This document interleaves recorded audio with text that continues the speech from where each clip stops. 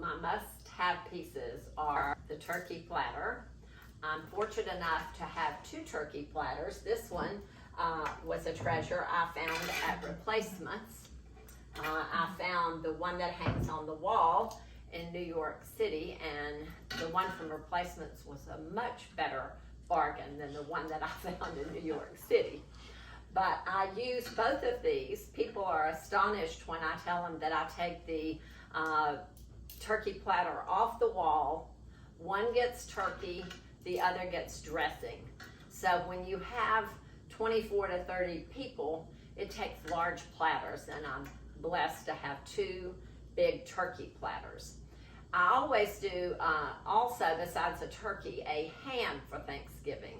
So I use this antique Flow Blue platter for the ham so as not to commingle it with the turkey.